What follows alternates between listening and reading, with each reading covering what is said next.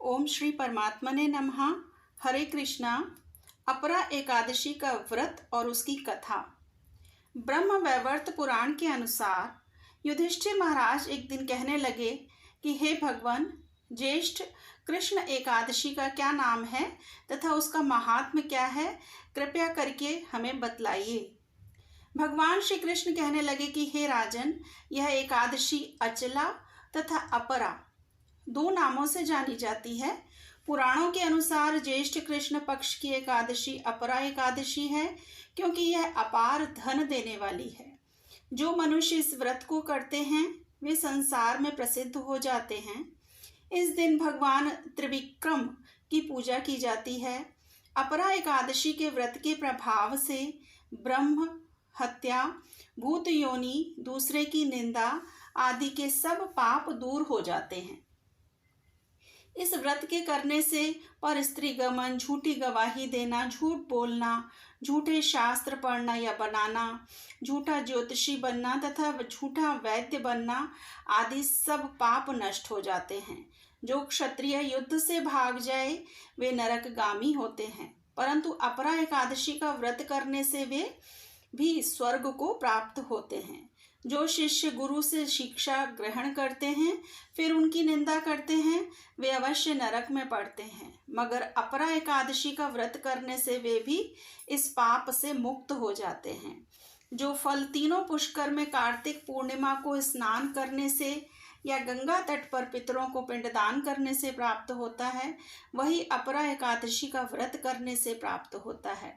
मकर के सूर्य में प्रयागराज के स्नान से, शिवरात्रि का व्रत करने से, सिंह राशि के बृहस्पति में गोमती नदी के स्नान से, कुंभ में केदारनाथ के दर्शन या बद्रीनाथ के दर्शन, सूर्य ग्रहण में कुरुक्षेत्र के स्नान से, स्वर्ण दान करने से अथवा अर्ध प्रसूता गौदान से जो फल मिलता है वही फल अपरा एकादशी के व्रत से मिलता है। यह व्रत पाप रूपी वृक्ष को काटने के लिए कुल्हाड़ी है, पाप रूपी ईंधन को जलाने के लिए अग्नि, पाप रूपी अंधकार को मिटाने के लिए सूर्य के समान, मृगों को मारने के लिए सिंह के समान है। अतः मनुष्य को पापों से डरते हुए इस व्रत को अवश्य करना चाहिए। अपरा एकादशी का व्रत तथा भगवान का पूजन करने से मनुष्य सब पापों से छूटकर विष्णु लोक को जाता है। इसकी प्रचलित कथा के अनुसार प्राचीन काल में महिध्वज नामक एक धर्मात्मा राजा था। उसका छोटा भाई वज्रध्वज बड़ा ही क्रूर, अधर्मी तथा अन्यायी था। वह अपने बड़े भाई से द्वेष रखता था। उस पापी ने एक दिन रात्रि में अपने बड़े भाई की हत्या करके उसकी देह को एक जंगली पीपल के नीचे गाड़ दिया। इस अकाल मृत्यु से राजा प्रेतात्मा के रूप में उसी पीपल पर रहने लगा और अनेक उत्पात करने लगा। एक दिन अचानक धौम्य नामक ऋषि उधर से गुजरे। उन्होंने प्रेत को देखा और तपोबल से उसके अतीत को जान लिया। अपने तपोबल से प्रेत उत्पात का कारण समझा।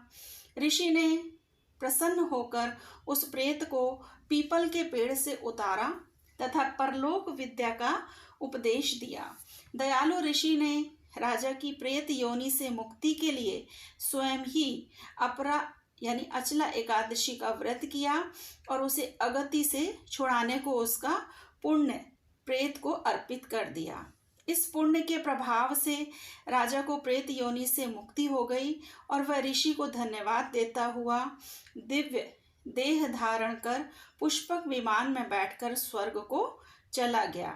हे राजन, यह अपरा एकादशी की कथा मैंने लोक हित के लिए कही है। इसे पढ़ने अथवा सुनने से मनुष्य सब पापों से छूट जाता है। हरे कृष्णा। श्री कृष्ण अर्पणम अस्तु।